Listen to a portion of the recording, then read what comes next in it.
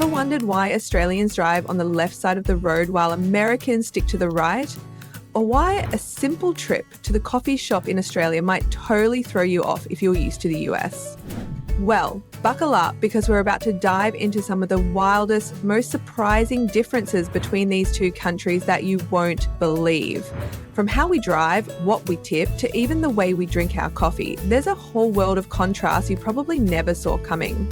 But before we jump in, do us a huge favour and hit that subscribe button for Amazing Journeys. It only takes a second, and each new subscriber brings us one step closer to sharing even more amazing content with you. Trust me, you're about to see the US and Australia in a whole new light, where things like taxes, bar hours, and even payphones have a completely different twist. Ready to have your mind blown? Let's get started.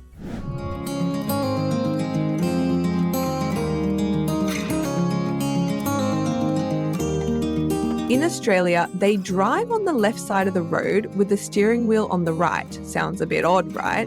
But here's the twist. This habit goes way back to medieval times. Back then, knights preferred to keep to the left to have their sword hand, the right hand, free for defense. Fast forward to today, and Australia, with its British heritage, still follows this tradition. Now, in the US, it's a whole different story. Early American settlers, especially farmers driving big wagons, used to sit on the left rear horse so they could hold the whip with their right hand. To avoid collisions with oncoming traffic, they had to pass each other on the right. And that's how American roads ended up the way they are today.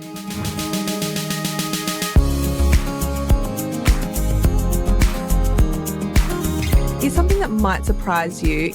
In Australia, tipping is almost non-existent. Sounds strange, right? But it actually makes perfect sense. Workers here get paid fair wages, so they don't rely on tips to make ends meet. But in the US, tipping is a whole different ballgame. It's not just a gesture of appreciation. It's almost a hidden contract between customers and businesses to supplement workers' low base pay. This difference raises a bigger question. Why is tipping so common in the US, but almost unheard of in Australia? While Americans tip to make up for low wages, Australians don't need that extra cash.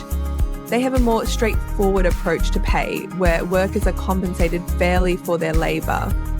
So here's the real question. Should we really have to tip for good service?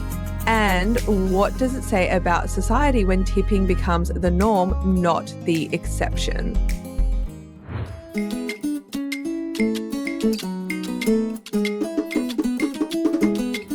Here's something you might not know. In Australia, what you see is what you pay.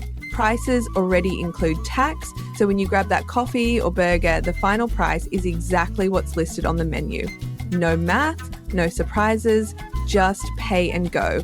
It's simple, right? Now, in the US, things get a little trickier. You'll often see a price on the menu, but when you go to pay, taxes are added at the checkout. So that $9.99 burger, suddenly it's $10.85 or more, depending on which state you're in. It's kind of like a little surprise at the end of your meal. So why the difference?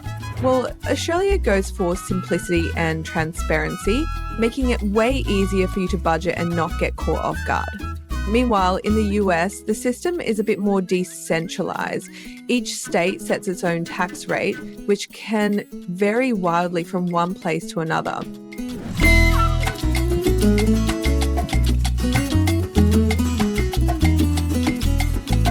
So here's a fun fact. Coffee is serious business in Australia. We're talking about a culture that treats each espresso like a masterpiece, brewed to perfection in local cafes that take immense pride in their craft. Then along comes Starbucks with its sugary lattes and cookie cutter coffee experience, and, well, let's just say it didn't exactly fit in. In the US, Starbucks is a cultural icon, right? But in Australia, people weren't having it. The Aussies just couldn't get on board with the idea of mass-produced, overly sweet coffee. They value authenticity. something Starbucks' global brand wasn't prepared for. And the result? Well, the number of Starbucks locations left in Australia is tiny compared to its global presence. A clear reminder that even giants can stumble when they don't understand the local vibe.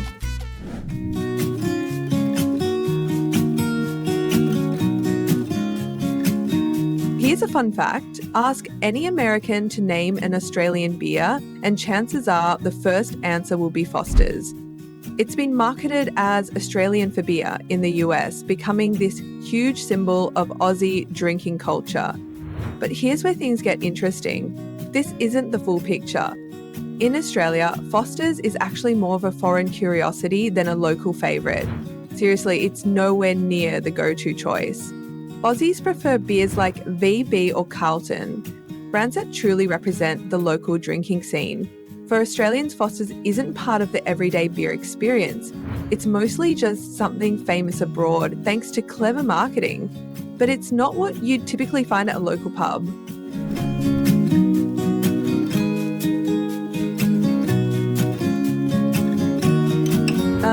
So here's the thing. In Australia, the party never really stops.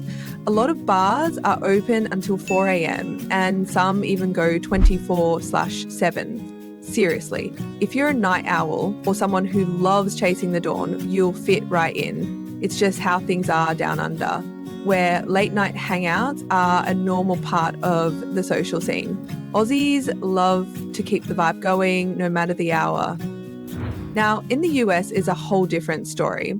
Most bars close much earlier, often around 2 a.m, thanks to state laws designed to curb late night partying and, keep drunk driving in check.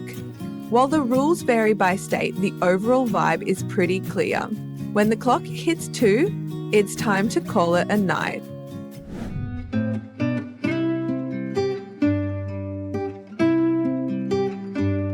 Here's a quirky little fact. In Australia, you'll often hear people say they're heading to the hotel for a drink. Confused? Don't worry. You're not checking into a room. Turns out, back in the day, pubs had to provide lodging to get a liquor license, so you'd get a bed and beer combo. Over time, the bed part faded away, but the name stuck. Meanwhile, in the US, a hotel is exactly what it sounds like. A place to sleep, not sip. Walk in expecting a pint, you're probably out of luck.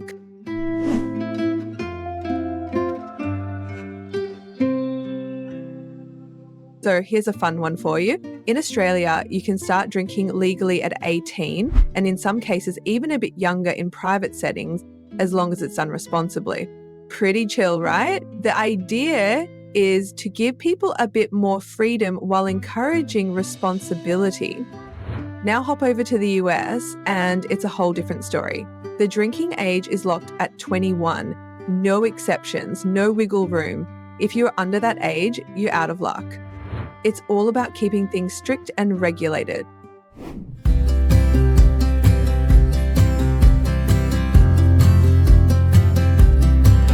Now here's something pretty interesting. In Australia, random breath tests are just a normal part of life. You don't need to be swerving all over the road to get pulled over. Cops might stop you for no reason at all. It's all about staying ahead of the problem and making sure everyone stays safe. In the US, breath tests are typically conducted when there's suspicion, such as if someone is driving erratically. It's more of a catch you if you're doing something wrong approach.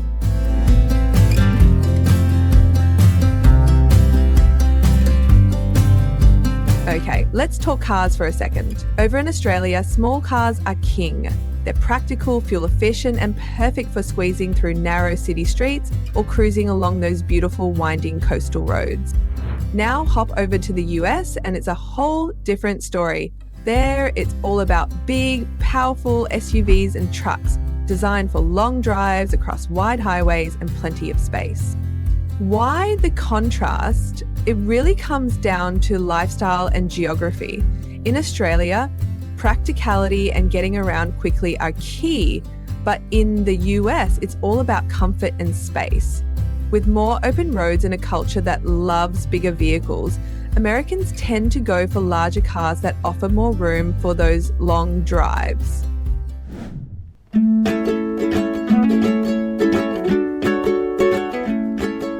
So let's talk about filling up your tank. In Australia, you actually get to pump your gas first, then pay later. Sounds a bit different, right? But over in the US, it's the opposite. You've got to pay before you even start pumping. So what's behind this? It really comes down to trust and convenience. In Australia, the pay after pumping system is all about making things easier. You simply fill up your tank, then head inside to pay. No need to worry about paying first or holding up the line.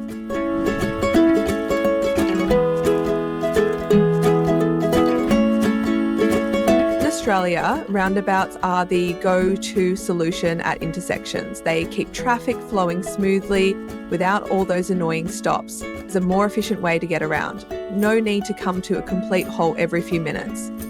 But in the US, it's a different story. There, stop signs and traffic lights are everywhere, causing those familiar pauses as you wait for the light to change or for traffic to clear. So while Australians enjoy a seamless drive with fewer interruptions, Americans are more accustomed to the start-stop rhythm of their roads.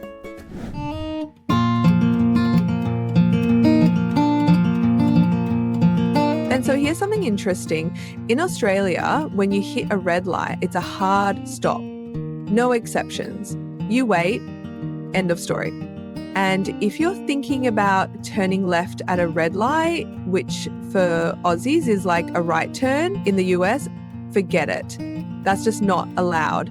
It's all about keeping things clear and safe, especially at busy intersections.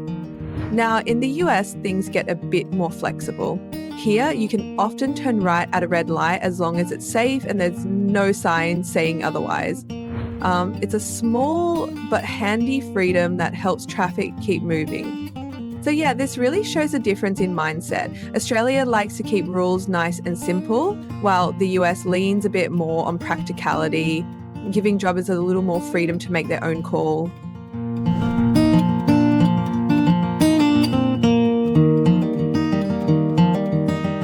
So here's the deal. In Australia, speed cameras are everywhere. It's almost like they're watching your every move. You go just 2 kilometers per hour over the limit and bam, that fine is in your mailbox before you can even say oops. It's a bit intense, right? But in the US, it's a different story. There, you won't see as many cameras, but don't be fooled. Patrol officers are always out there ready to pull you over if you're speeding. One country's got eyes everywhere while the other plays a bit of cat and mouse. Either way, speeding doesn't pay off.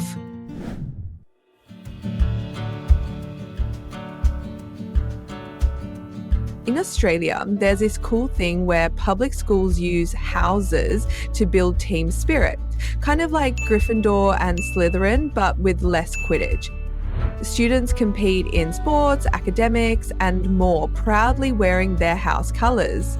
In the US, though, this idea hasn't really caught on. Team spirit is mostly found on the football field or at pep rallies, not in the form of school houses.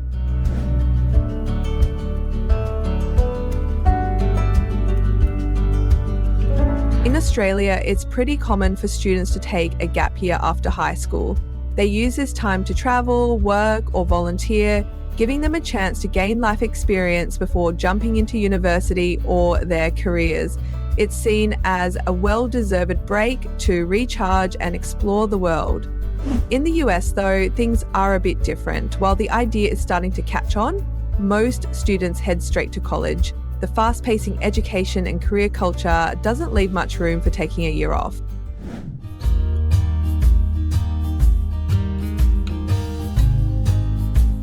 In Australia, holidays are more than just a break. They're practically a way of life. With 5 to 6 weeks of paid leave, Aussies really know how to kick back and recharge. Over in the US, though, it's a whole different story. Vacation is a luxury that most only get for 2 weeks a year, if they're lucky. While Australians embrace the idea of work-life balance, Americans often find themselves caught up in the work-life hustle.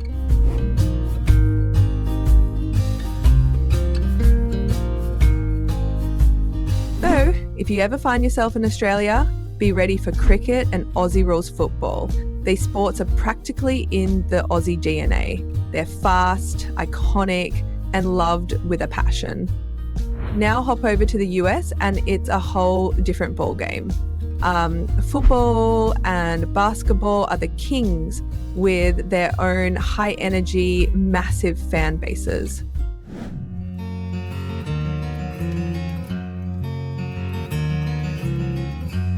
Yes, something fun. Australian money is a total game changer. It's bright, colourful, and made from durable polymer. Pretty cool, right? In fact, Australia was the first country in the world to create polymer banknotes. They're tough enough to handle water, wear, and even the harshest Aussie conditions. Now compare that to US bills. Sure, they're sturdy, but made from a cotton linen blend, they don't quite have the same resilience as Aussie notes. And let's be honest, those rainbow-coloured Aussie bills are way harder to lose than the uniform green of American cash.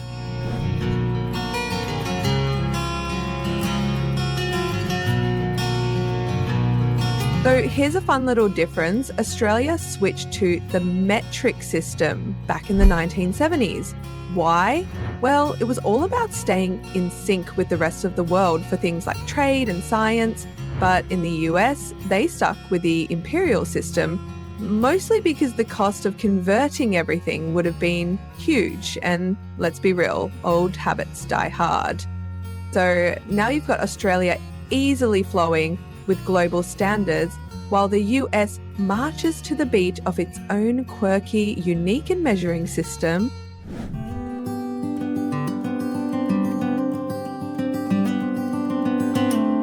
Okay, here's something that might trip you up. In Australia, dates are written as day, month, and year. Pretty straightforward, right? Start small and work your way up.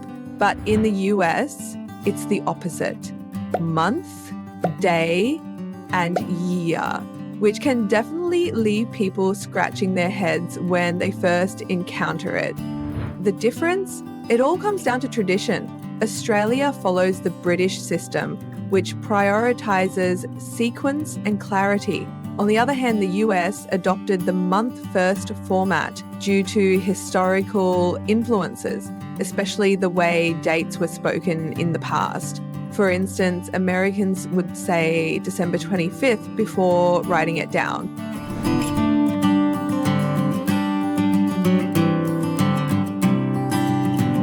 When it comes to gun laws, Australia and the US approach the issue very differently.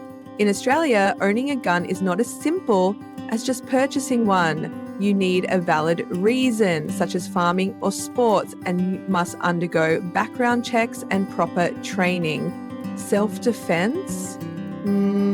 That's not typically seen as a valid justification. After the tragic 1996 Port Arthur incident, Australia introduced significant reforms. Automatic weapons were banned, and the government carried out a large-scale gun buyback program. In the US, however, gun ownership is seen as a fundamental right protected by the Constitution. In many states, the rules are more relaxed, and people can own a range of firearms, from handguns to rifles. For many Americans, firearms symbolize personal freedom and self-reliance. However, this freedom comes with its own set of challenges as gun incidents and debates over public safety continue to be major topics.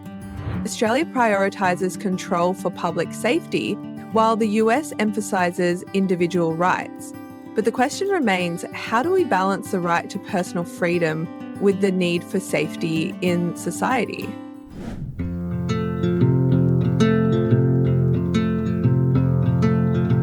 Here's something you might not expect. Payphones are still going strong in Australia. Yep, you heard that right. In the age of smartphones, you'd think payphones would be relics of the past.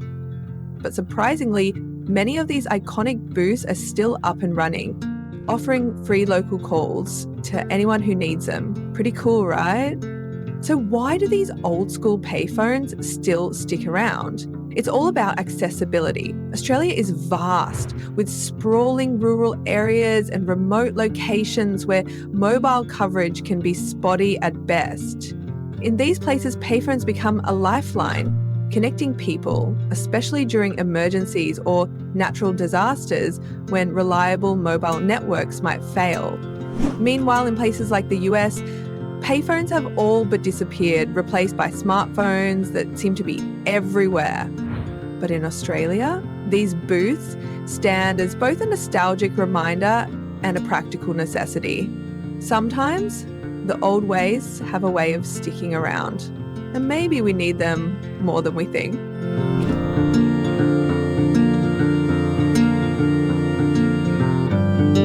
Here's a little twist for you. When it comes to locks, Aussies and Americans do things differently.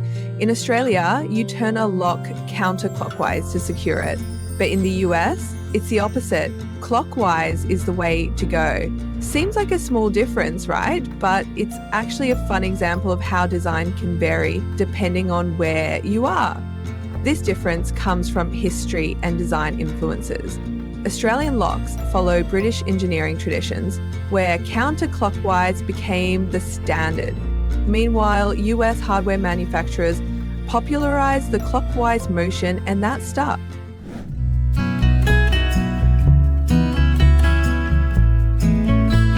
Here's a quirky one. In Australia, when you walk into a building, you start at the ground floor, right at street level. If you take the elevator or stairs up, the next stop is the first floor.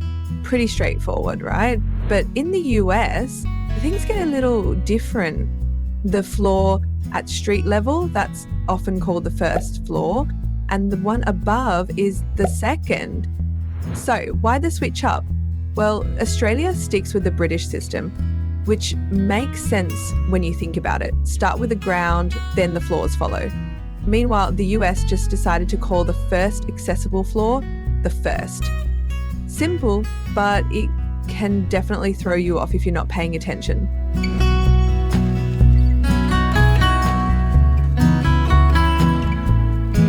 In Australia, going barefoot in public might just surprise you. It's pretty common, especially in casual spots like the beach or local shops. It's all part of the laid-back Aussie vibe where comfort comes first.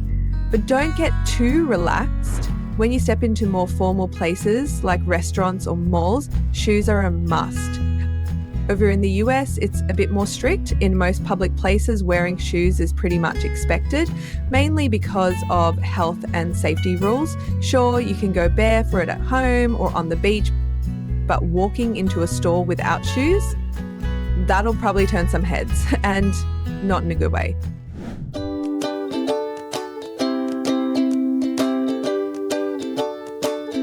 In Australia, they've got a pretty cool way of looking out for you under the blazing sun. In places like parks and beaches, you'll often find free sunscreen dispensers, making it easy for everyone to stay safe and protect their skin. Now, in the US, that's not the case. If you're heading out to a beach or a sunny spot, you'll need to bring your own sunscreen. It's not something you'll typically find available in public spaces. It's just another example of how Australia really takes sun safety seriously, while in the US it's more of a you're on your own situation.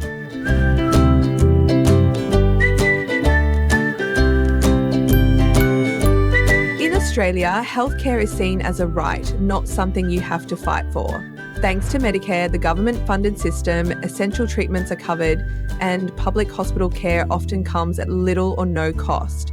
If you want faster access or some extras like dental, you can opt for private insurance, but it's not a necessity. Narrowly, now over in the US, things are a bit different. Healthcare largely depends on private insurance, and if you don't have it, you can be hit with sky-high bills. Even if you do have coverage, you're still left dealing with co-pays and deductibles that can really add up. So while Australia guarantees everyone gets care, in the US it's often about what you can afford. two systems, two completely different approaches to healthcare.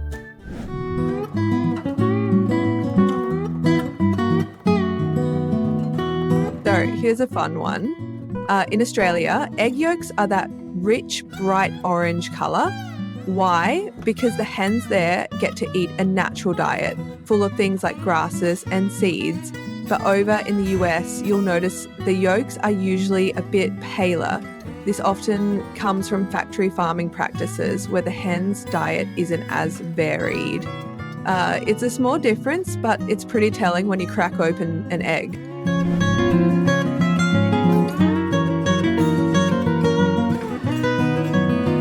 Okay, let's talk about flies for a second. In Australia, they're like little ninjas, always swooping in, buzzing around your face and eyes, looking for moisture. It's so common. Aussies even have their signature salute to swat them away. You'll find them everywhere, especially in the dry rural areas. Now, in the US, flies are still around, but they're nowhere near as aggressive. They'll buzz here and there, but they're not as much of a nuisance. So if you're looking for a real fly battle, Australia definitely wins the title. So what do you think? Surprised by some of these differences? Let us know in the comments below. We'd love to hear your thoughts. If you enjoyed this video, don't forget to like it, share it with your friends, and of course, subscribe for more amazing content. Until next time, keep exploring, stay curious, and we'll see you on the next amazing journeys.